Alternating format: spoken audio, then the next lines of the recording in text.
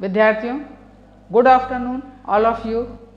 आज अपन western thinkers में बहुत इंपॉर्टेंट टॉपिक पढ़ेंगे और बहुत इंटरेस्टिंग भी है और एग्जामिनेशन के पॉइंट ऑफ व्यू से बहुत इंपॉर्टेंट। आज अपन पढ़ेंगे मैकियावेली। जैसा कि अपन स्लाइड में देख रहे हैं, मैकियावेली को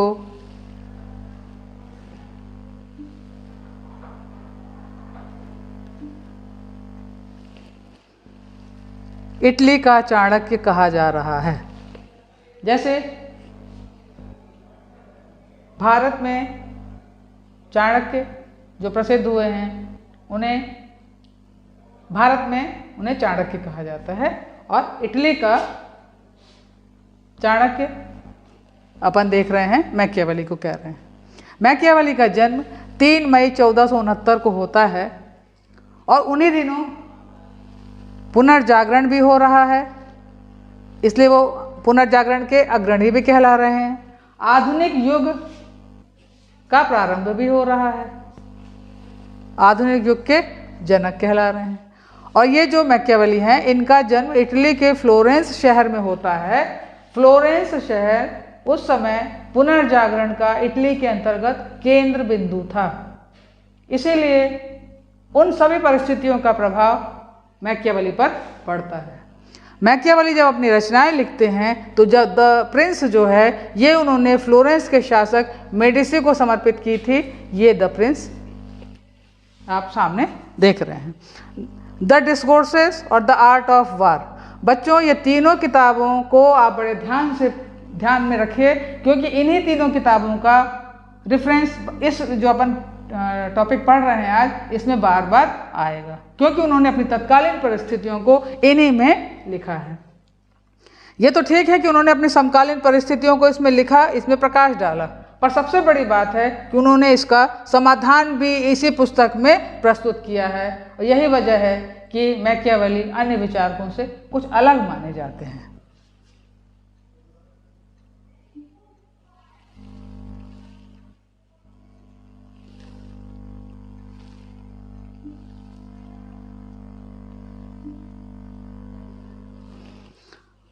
बच्चों, अपन ये देखते हैं हर व्यक्ति के जीवन में उसकी तत्कालीन परिस्थितियों का प्रभाव पड़ता है, वही उसके व्यक्तित्व के विकास में सहायक होता है। परंतु हम यहाँ ये देखते हैं कि जो कोई भी दार्शनिक है या राजनीतिज्ञ है, उसके दर्शन और नीतियों पर प्रभाव तो पड़ता है देश काल की परिस्थितियों का, परंतु जितना प्रभाव मैकियावेली पर अपने समकालीन परिस्थिति का पड़ा, राजनीतिक, आर्थिक, सामाजिक, नैतिक वातावरण की छाप जो दिखी, उतना किसी अन्य विचारकों की कभी नहीं दिखी। इसीलिए डनिंग ने अपनी पुस्तक the history of theory in ancient medieval में मैकियावेली को अपने युग का शिशु कहा है। अपन को इसी टॉपिक को आज अपन पढ़ रहे हैं कि मैकियावेली अपने युग का शिशु क्यों कहलाता है।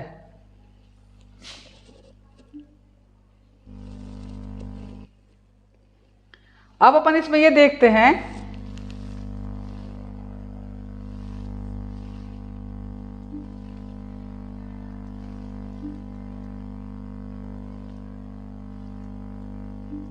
कि सेबाइन ने लिखा है कि उसके युग का कोई भी व्यक्ति यूरोप की राजनीतिक विकास की दिशा को इतनी स्पष्टता के साथ नहीं देख पाया जितनी स्पष्टता के साथ मैकियावेली ने देखा था। कोई भी अन्य इटली को इतने अच्छे से नहीं जानता था जितना कि मैकियावेली ने अपनी तत्कालीन परिस्थितियों को जाना। तो बच्चों, अब हम ये अध्ययन करेंगे कि वो कौन सी सामाजिक, राजनीतिक और बौद्धिक परिस्थितियां थीं जिनका मैकियावेली पर प्रभाव पड़ता है।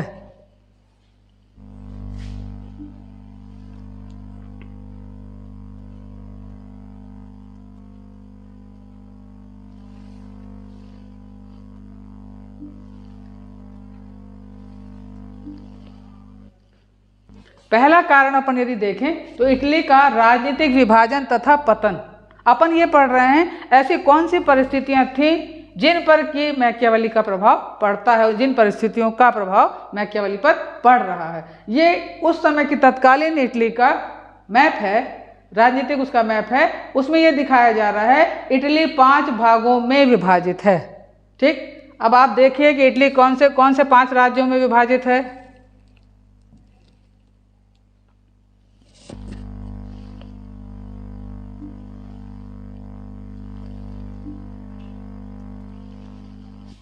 इटली का राजनीतिक विभाजन अपन ने देखा और ये इसका विभाजन का प्रभाव मैकियावेली के जीवन पर पड़ता है। 5 राज्यों में विभाजित था इटली। नेपल्स का राज्य, मिलान का राज्य, रोमन का राज्य, वेनिस गणराज्य और फ्लोरेंस का गणराज्य। तो अब फ्लोरेंस में तो मैकियावेली का जन्म ही हुआ है। तो यही वजह है कि ये जो कोटेशन है, फ्लोरेंस वासी मैकियावेली अपने युग का शिशु क्यों कहलाता है। ठीक है।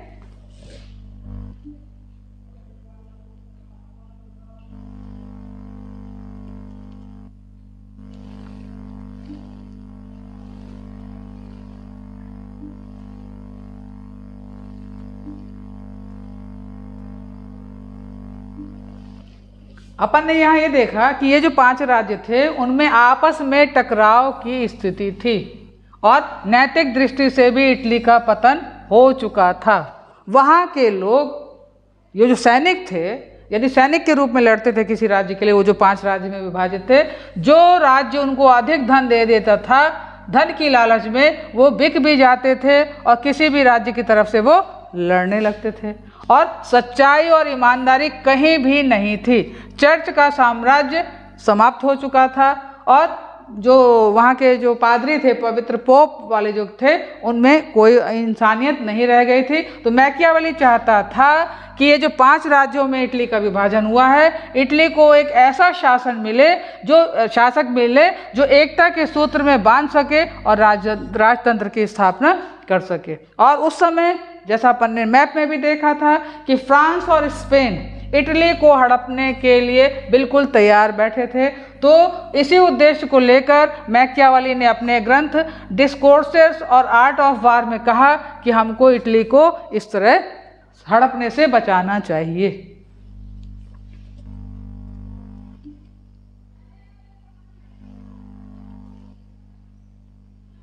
अब अपन दूसरा देखते हैं।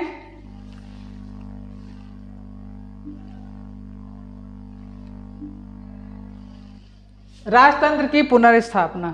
मैकियावेली ने अपने समय में पश्चिमी यूरोप में स्थापित राजतंत्रों की वो सफलता देख रहा था। स्पेन, फ्रांस, इंग्लैंड में राजतंत्र अपने नेतृत्व पर था और राष्ट्र अच्छा विकास कर रहा था और वास्तव में सबल राजतंत्र का वो युग कहलाता था। इटली का जो मैकियावेली था,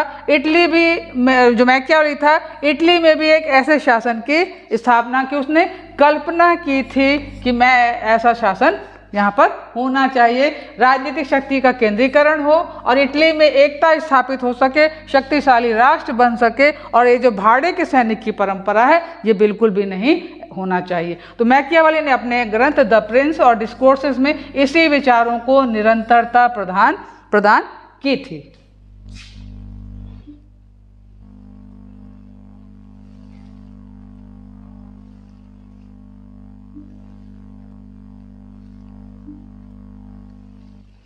विद्यार्थियों, अब अपन को देखना है पुनर्जागरण।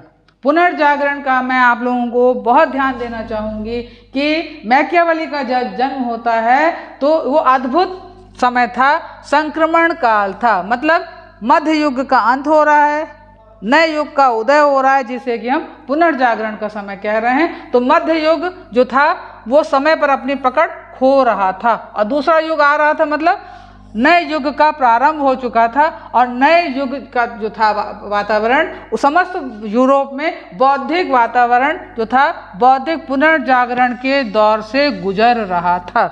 यही पुनर्जागरण का जो दौर था, इसका प्रभाव मैकियावेली के विचारों पर पड़ता है।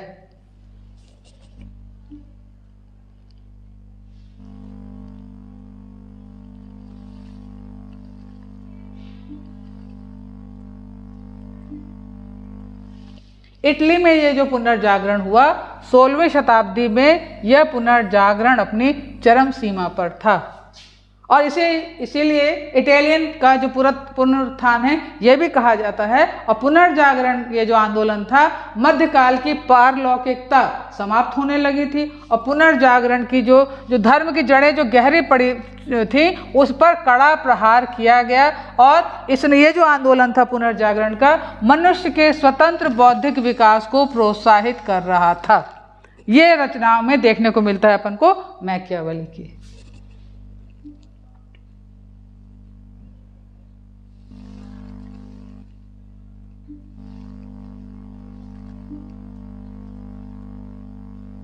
नेक्स्ट पॉइंट अपन देखते हैं राष्ट्रीयता की भावना। मैंने आपको पहले ही बताया कि जो इटली था 5 भागों में विभाजित था और जो सेना के जो सैनिक थे वो जो ज़्यादा पैसा देता था भाड़े के सैनिक उस ओर चले जाते थे, भाड़े पर ही निर्भर करते थे। तो राष्ट्रीयता की भावना की तो कमी थी ही। तो मैकियावेली ने विश्व के सभी राष्ट्रों में जो राष्ट्रीय राज्य के जो लोग अपना रहे थे उसने देखा कि इसमें तो ये है, और जो इंग्लैंड, स्पेन, फ्रांस, इनमें संगठन और संपन्नता बहुत ज़्यादा है, नागरिकों में राष्ट्रीयता की भावना की भी प्रबलता है। तो मैकियावेली ने ये कहा कि एक राष्ट्र के रूप में वह इटली को भी देखना चाह रहा था। 5 राज्यों, कौन 5 राज्य? नेपल्स, मिलान, वेनिस, फ्लोरेंस और पोप के प्रदेश, इन 5 को वह एकता के सूत्र में बांधना चाह रहा था और वह इटली का एकीकरण करना चाह रहा था। और इससे स्पष्ट है कि जो मैकियावेली है राष्ट्रीयता से प्रभावित होकर इटली में निरंकुश राजतंत्र का समर्थन करता है।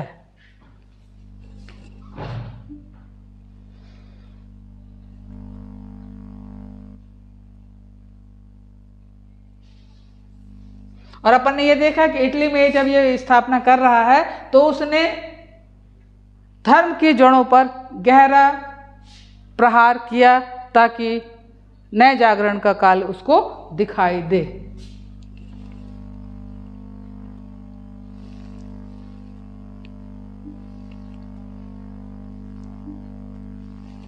राष्ट्रीयता की भावना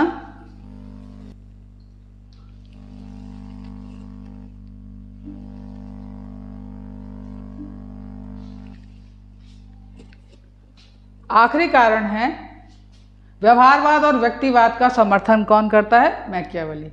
इस युग की एक ये विशेषता है कि व्यवहारिकता पर वो बल देता है। मैकियावेली ने व्यवहारिक राजनीति को उसने अपनाया, उस पर उसने बल दिया है। बच्चों मैं एक बात आपको बता दूं, जो अपन ने अभी पूरा टॉपिक पढ़ा एग्जामिनेशन पॉइंट ऑफ व्यू से, अन्य तरह की जो परीक्षाएं देती हूँ उनमें, नेट की जो परीक्षाएं देती हूँ उसमें, आपको ये यदि टॉपिक अच्छा लग रहे हैं तो आप इनका स्क्रीनशॉट ले सकते हैं। यदि मेरे बोलने में यदि कोई सी चीज़ छूट भी रही होगी तो स्क्रीनशॉट से आपका कोई भी पॉइंट मिस नहीं होगा। अपन दूसरा ये देखते हैं कि मैकियावेली ने मतलब राजा की नैतिकता, एक बात ध्यान रखिएगा, उसने दोहरी नैतिकता की बात की है। एक राजा की नैतिकता और एक व्यक्ति की नैतिकता बिल्कुल भिन्न होती है। उसका ये कहना है कि जो राजा की एक जो सामान्य व्यक्ति है वो अपने सिद्धांत के लिए कुर्बानी दे सकता है, पर राजा जो है अपना जीवन का बलिदान नहीं दे सकता अपने सिद्धांतों के लिए, क्योंकि उसका राष्ट्र प्रमुख है उसके लिए। तो राजा की नैतिकता राष्ट्र की नैतिकता और उसके नागरिकों की सुरक्षा पर निर्भर करती है। इसलिए मैकियावेली ने स्पष्ट कहा है कि यदि साध्य अच्छा हो तो राजा को साधनों की चिंता नहीं करनी चाहिए। इस प्रकार मैकियावेली जो है राजनीति और नीति शास्त्र को एक दूसरे से पृथक करता है और इसके अतिरिक्त उसने मनुष्य को स्वयं अपने भाग्य का निर्माता बताया है। वो उस पुनर्जागरण के दौर का है। उसने कहा ऐसा बौद्धिक वातावरण है कि व्यक्ति को अपने व्यक्तित्व का विकास खुद करना पड़ेगा। इसलिए उसने कहा स्वयं व्यक्ति अपने भाग्य का निर्माता है और अपने समय के विचारकों की तरह व्यक्तिवाद का वो समर्थन उसने किया। इसीलिए हम कह सकते हैं जो अपन ने अभी जितनी भी परिस्थितियां देखी, जितने भी कारण देखे, उसके आधार पर हम कह सकते हैं कि यह डनिंग का यह कथन पूर्णतः सत्य है कि यह प्रतिभाशाली विद्यार्थी है, जो व्यक्ति है मैकियावेली, फ्लोरेंस वासी, ये भी मैकियावेली के कहा गया है, वास्तविक अर्थ में अपने युग का शिशु था, क्योंकि उस पर अपनी तत्कालीन परिस्थितियों का प्रभाव पड़ा। बच्चों अब मैं आप लोगों से ये कहना चाहूँगी, आपको ये वीडियो कैसा लगा ज़रूर बताइएगा, अपने कमेंट लिखिएगा और मुझे प्रोत्साहित करने के लिए ज़रूर बताइएगा कि आपको कौन सी चीज़ें अच्छी लगी। बहुत बहुत धन्यवाद बच्चों।